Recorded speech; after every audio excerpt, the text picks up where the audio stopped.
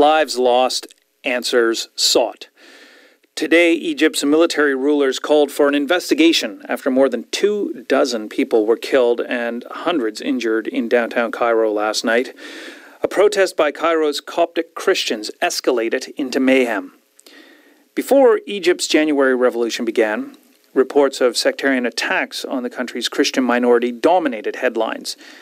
Yesterday's bloodshed was the worst since the fall of President Hosni Mubarak. Sarah Carr is a reporter for the Al-Masri Al-Yum newspaper, and she followed the protesters' march yesterday. We reached her on her cell phone in Cairo, and just a warning, some of the descriptions in this interview may be disturbing. Sarah, your reports show an extraordinary eyewitness account of this demonstration. Just take us back, though, to the beginning. What was the march about? The march was about a church in Aswan in Upper Egypt, which was attacked, I think, 2 weeks ago by a group of men after Friday prayers. They came out of prayers and went to the church and attacked it using hammers and whatever they had under their hand to dismantle the church, and they set fire to part of it. Now, I understand that, in fact, 8 defendants arrested in connection with the incident have been released on a bail of £500. And so who turned out for the protest, for the march in the streets? Regular people. It was organised by something called the Union of Young People of Maspero, which was formed after another attack on the church after the revolution. And it was a huge turnout of ordinary people, families, young men, old women. Can you describe the moment when things turned violent, when the protesters first came under attack? In Shobra, the protest had been going for about 5 or 10 minutes, peacefully chanting against the military regime, chanting for the rights of Copts. It went into an underpass, and then stones started being thrown from the buildings above the underpass. So some of the protesters responded by throwing stones in order to stop the people throwing stones so that the march could continue. At what point did it come under armed attack, when you heard gunfire?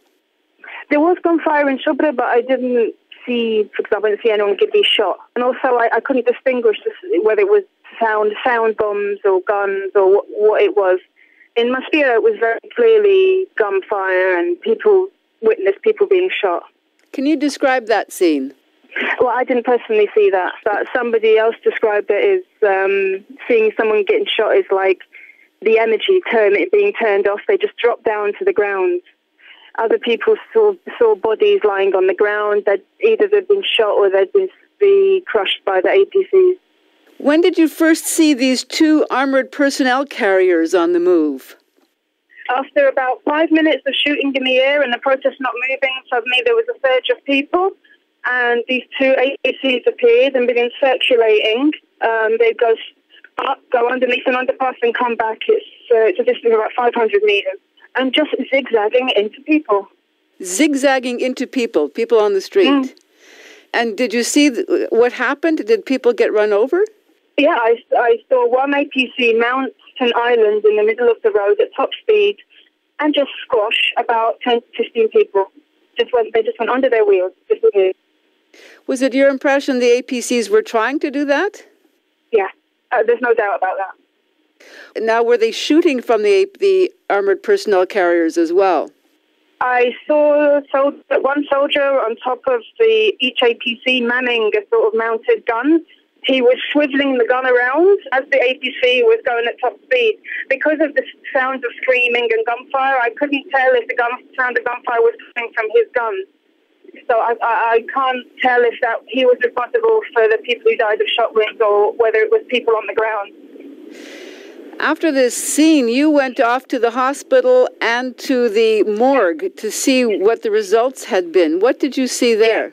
I saw what could be described as a massacre. I saw a morgue full of people who had been squashed. A man whose brains were in the hands of a priest. His skull was completely demolished. I saw a man whose leg was missing, had been destroyed. It was like a massacre. Now, the announcement on television, the Prime Minister said that there was a hidden hand operating here, that there was a report on state television that these Coptic Christians had stolen weapons from soldiers. They were shooting at soldiers. Did you see anything of that nature? Yeah, the hidden hand seems to appear fairly regularly, and it's interesting that the hidden hand cooperates with virtually any group that is expressing dissent against the regime. I personally saw primarily Coptic protesters who had in their hands crosses. I didn't see any weapons of any destruction apart from maybe a rock. And it's just replicating what Mubarak did. Whenever there's strife, whenever there's any kind of organised dissent, pull out this card of they're organised from abroad, let's incite people against them, let's discredit them, let's make them appear as unloyal citizens sponsored by abroad, and completely try and undermine and distract attention from their cause. It was also reported on state television that there was a call for, quote, honest Egyptians to go out to protect the soldiers. Did you hear that? I mean, I was out at the time, but somebody told me that someone photographed a ticker tape on the bottom of state TV urging citizens to do that. If that is true, that amounts to incitement.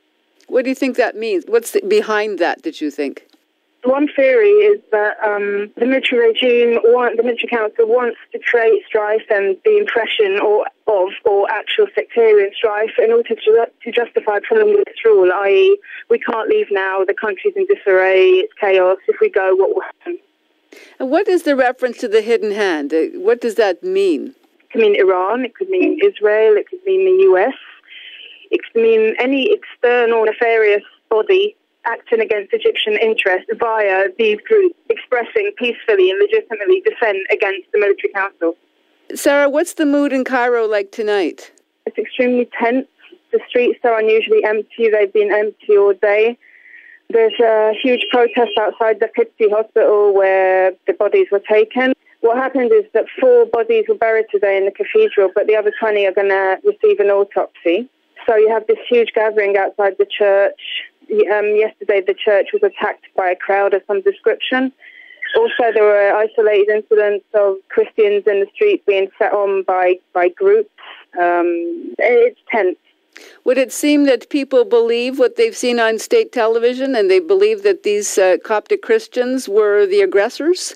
It's hard to tell, Carol, but traditionally the state media exercises enormous influence on public opinion, and which is why it's so dangerous, and which is why cops go to Maspero to protest. I've spoken to a couple of taxi drivers who are under the impression that Christians attacked the army, so it seems to be working. Well, Sarah, I know you have to get back out to cover this story. I appreciate you speaking with us tonight. Take care. Thank you. Bye-bye.